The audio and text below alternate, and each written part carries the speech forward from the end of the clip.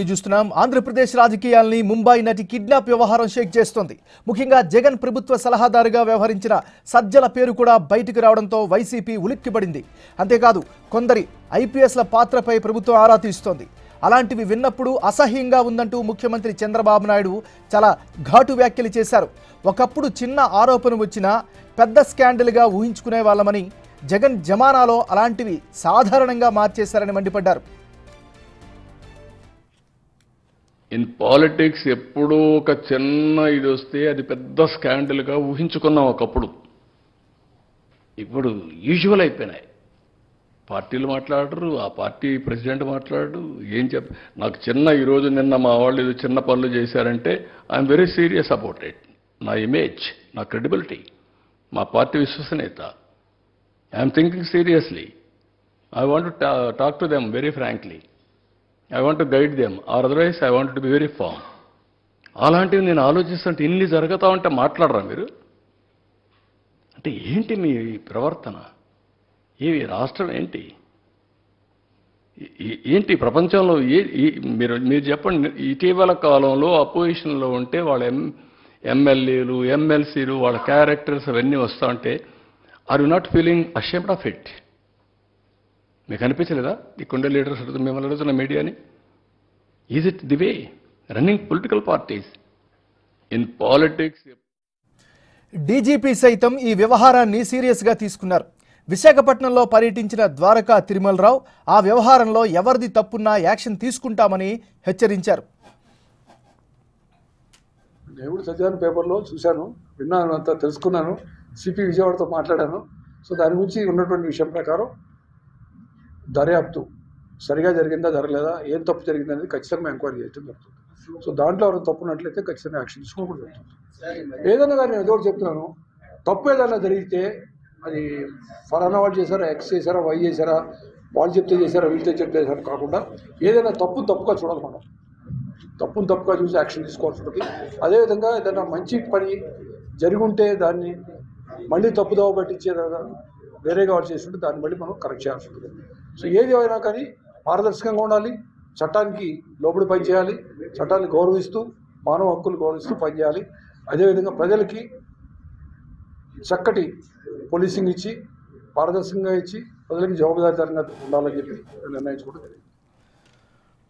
బులెటిన్లో మనం breaking news చూస్తున్నాం. ఏపీ రాజకీయాల్ని ముంబై నటి కిడ్నాప్ వ్యవహారం షేక్ చేస్తోంది. ముఖ్యంగా జగన్ ప్రభుత్వ సలహాదారుగా వ్యవహరించిన సజ్జల పేరు కూడా బయటకు రావడంతో వైసీపీ ఉలిక్కిపడింది. అంతేకాదు కొందరు ఐపీఎస్ల పాత్రపై ప్రభుత్వం ఆరా తీస్తోంది. అలాంటివి విన్నప్పుడు అసహ్యంగా ఉందంటూ ముఖ్యమంత్రి చంద్రబాబు నాయుడు చాలా ఘాటు వ్యాఖ్యలు చేశారు. ఇదే అంశానికి సంబంధించి మరింత తాజా సమాచారాన్ని మా రిపోర్టర్ శివ లైవ్లో అందిస్తారు. శివ, చెప్పండి. రైట్ నాగరాజు, మొత్తం మీద చూసుకుంటే ముంబై నటి వ్యవహారం ప్రస్తుతం ఆంధ్రప్రదేశ్లో హాట్ టాపిక్గా మారింది. ఏ స్థాయిలో హాట్ టాపిక్గా మారిపోయిందంటే వైఎస్ఆర్సీపీ నేతలకి గుండెల్లో రైళ్లు పరిగెత్తే సంఘటన మాత్రం ఇది కనిపిస్తోంది.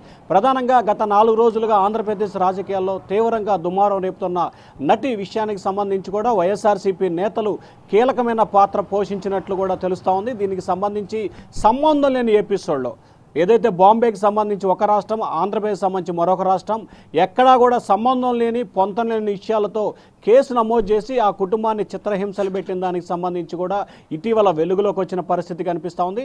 తనపై పెట్టిన అక్రమ కేసులు ఎత్తివేయాలంటూ మార్చి 22వ తేదీన ఏపీ హైకోర్టులో ఆ నటి క్వాష్ పిటిషన్ దాఖలు చేశారు. ఒక్కసారిగా క్వాష్ పిటిషన్ దాఖలు చేయడంతో దానిపై వివరాలు ఇవ్వాలని చెప్పి హైకోర్టు డీజీపీ కార్యాలయానికి ఆదేశాలు జారీ చేయడంతో ఈ వ్యవహారం అంతా కూడా బయటకు వచ్చిన పరిస్థితి కనిపించింది. దీంట్లో అప్పటి ప్రభుత్వ సలహాదారుడు సజ్జల రామకృష్ణారెడ్డి నేతృత్వంలో ఆయన డైరెక్షన్లోనే విజయవాడ సిపిగా పనిచేసిన కాంతిరాన్ టాటా, అలాగే సిపిగా అసిస్టెంట్ సిపిగా పనిచేసిన విశాల్ గున్ని, అప్పుడు సంబంధించి పనిచేసిన 2 అదనపు ఎస్పీల స్థాయి అధికారులు కూడా దీంట్లో కీలకమైన పాత్ర పోషించినట్లు కూడా తెలుస్తూ ఉంది. వారిద్దరికి సంబంధించి ఒకరు రమణమూర్తి, 2 హనుమంతరావు అని చెప్పి కూడా ప్రస్తుతం అయితే హాట్ టాపిక్గా మారింది. మొత్తం 2 ఐపీఎస్ అధికారులు, మరొక 2 అడిషనల్ ఎస్పీ అధికారులు, కొంతమంది సిఐలు, కొంతమంది ఎస్ఐలు ఈ పాత్రలో కీలకమైన పాత్రధారులు పోషించినట్టు కూడా తెలుస్తూ ఉంది. ఈ అంశానికి సంబంధించి తాజాగా ఏపీ సీఎం చంద్రబాబు స్పందించారు. ఈ ఘటనకు సంబంధించి చాలామంది వైఎస్ఆర్సీపీకి సంబంధించిన నేతలు, ప్రజాప్రతినిధులు, ఎమ్మెల్యేలు ఎమ్మెల్యేలు ఈ రకంగా వ్యవహరించడం గత 10 రోజుల కాలంగా మనం చూస్తున్న అంశాలను చూస్తుంటే చాలా అసహ్యంగా ఉంది. దానిపై మాట్లాడాలంటేనే కొంత ఇబ్బందికరంగా ఉంది. గతంలో చిన్న విషయం జరిగితేనే వామ్మో పెద్ద కుంభకోణం జరిగిందని తాము ఆందోళన చెందేవాళ్ళం. కానీ ప్రస్తుతం వైసీపీ సర్కార్ టైంలో ఏదైతే 24 వరకు 19 నుంచి 24 వరకు ప్రతిదీ స్కాములు, ప్రతిదానికి కూడా సహజమైన పరిస్థితి కనిపించింది. కానీ ఈ అంశానికి సంబంధించి ఆ పార్టీ అధినేత స్పందించరు, ఆ పార్టీ నాయకుల వ్యవహార శైలి ఇదేగా ఉంటుందని చెప్పి కూడా ఆయనైతే తీవ్రస్థాయిలో అసంతృప్తి వ్యక్తం చేశారు. అలాగే ఈ ఘటనలో ఎవరైతే ఐపీఎస్ల పాత్ర ఉందో దానికి సంబంధించి కూడా వివరాలు సేకరిస్తున్నామని చెప్పి కూడా ముఖ్యమంత్రి చెప్పినట్లు కూడా తెలుస్తోంది. మరొక వైపు ఈ అంశానికి సంబంధించి కూడా ఏపీ డీజీపీ ద్వారకా తిరుమలరావు కూడా చాలా ఘాటుగా స్పందించారు. ఈ అంశానికి సంబంధించి పూర్తి వివరాలు నివేదిక తనకు ఇవ్వాలని చెప్పి విజయవాడ సిపికి ఆదేశాలు జారీ చేశాను. ఈ ఘటనలో ఎవరైనా పాత్రదారులు, సూత్రధారులు ఉంటే ఖచ్చితంగా చర్యలు తీసుకుంటాం. పోలీస్ అంటే పోలీసులాగే తాము విచారణ చేపట్టి ఎవరైతే నిందితులు ఉన్నారో ఆ నిందితులపై చర్యలు తీసుకొని సమగ్రమైన దర్యాప్తు జరిపి చర్యలు తీసుకుంటామని చెప్పి కూడా డీజీపీ చెప్పారు. సో ఈ కేసుకు సంబంధించి పలువురు ఐపీఎస్ అధికారులు, పలువురు సిఐలు, ఎస్ఐలు, అలాగే పలువురు రాజకీయ ప్రముఖులు, ముఖ్యంగా ఏదైతే విద్యాసాగర్ రావు అనే వైఎస్ఆర్సీపీ నేత ప్రస్తుతం ఈ కేసులో ప్రథమ ముద్దాయిగా కనిపిస్తున్నట్టు తెలుస్తూ ఉంది. ఆయనను కాపాడటం కోసం లేకపోతే ఆయనకు సంబంధించి వ్యవహారాల విషయంలోనే వీరంతా ఇన్వాల్వ్ అయ్యి కోట్ల రూపాయల డీలు చేసినట్లు కూడా తెలుస్తూ ఉంది సజ్జల డైరెక్షన్లో. సో ఈ డీల్ ఎవరు మాట్లాడారు, ఎవరి ద్వారా డబ్బులు చేరాయి, ఎవరెవరు దీంట్లో భాగస్వాములుగా ఉన్నారు, ఎవరి పాత్ర ఎంత ఉంది అనే దానికి సంబంధించి కూడా విజయవాడ పోలీసులు ఇప్పటికే సమగ్రమైన వివరాలు విచారణ కూడా చేస్తున్నట్టు తెలుస్తూ ఉంది.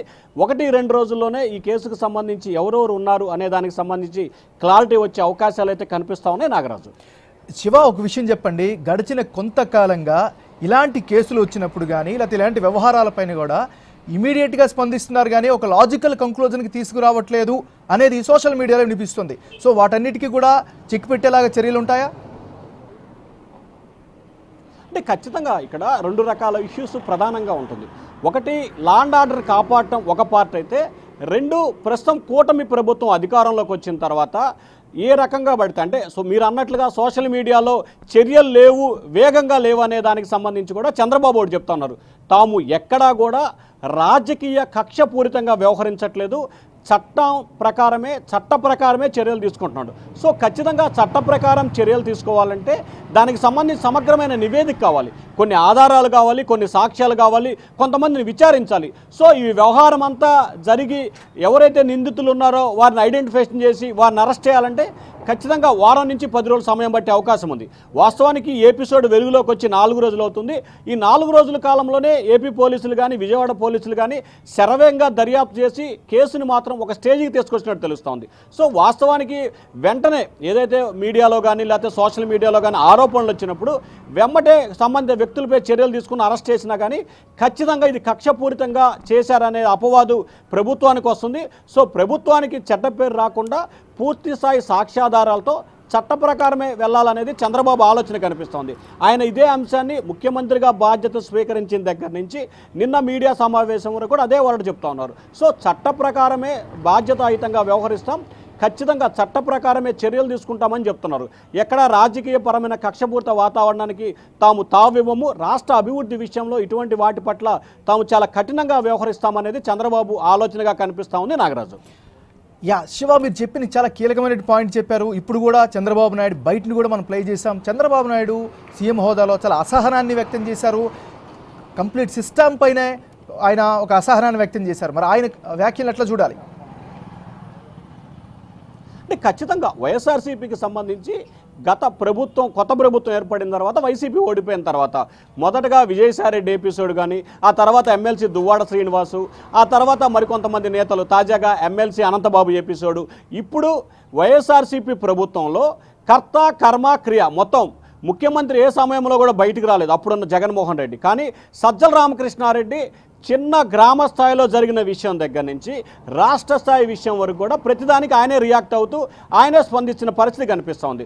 వాస్తవానికి షాడో ముఖ్యమంత్రి అనే పేరు కూడా ఆ రోజుల్లో సజ్జలకు వచ్చింది. సో ఇటువంటి సమయంలో ఖచ్చితంగా సజ్జల రామకృష్ణారెడ్డి లాంటి కీలకమైన వ్యక్తులు ఈ కేసులో ఇన్వాల్వ్ అయినప్పుడు ఖచ్చితంగా దానికి సంబంధించి లోతుగా దర్యాప్తు చేయడంతో పాటు అటువంటి వారి పట్ల ఖచ్చితంగా ప్రజల్లో ఒక రకమైన భావాన్ని క్రియేట్ చేయాలనేది టీడీపీ ఆలోచన కనిపిస్తోంది. ఎందుకంటే ఈ అంశం ప్రజల్లో ఎంత చర్చ జరిగితే అంత కొంత ప్రజల్లో ఆ పార్టీ పట్ల వ్యతిరేకత ఏర్పడుతుంది. ఖచ్చితంగా డైరెక్ట్గా కేసు కట్టడం కంటే కూడా ఆ ప్రజల్లో దీనిపై చర్చ జరుగుతుంది. రకరకాల ఆధారాలు, రకరకాల సాక్ష్యాలు మీడియాలో కానీ సోషల్ మీడియాలో కానీ వస్తాయి. ఖచ్చితంగా ఆ పార్టీ పట్ల, ఆ పార్టీ నేతల పట్ల పూర్తి స్థాయిలో ప్రజలలో వ్యతిరేకత వస్తుంది. కాబట్టి తద్వారా ప్రజల్లో ఆ పార్టీని డీఫ్రేమ్ చేయాలనే ఆలోచన కూడా ఈ చంద్రబాబులో కనిపిస్తూ ఉంది. కాబట్టి ఖచ్చితంగా ఆ కోణంలోనే చంద్రబాబు వ్యవహరిస్తున్నారు. ఆ పార్టీ తీరు పట్ల కానీ, ఆ పార్టీ నేతల పట్ల కానీ అసహించుకునే పరిస్థితి కనిపిస్తూ ఉందని చెప్పి చంద్రబాబు అంటే ముఖ్యమంత్రి స్థాయిలో ఆయన వ్యాఖ్యానించడం పెద్ద చర్చనీయమైన పరిస్థితి అయితే కనిపిస్తూ ఉంది. Nagaraju, thank you Shiva.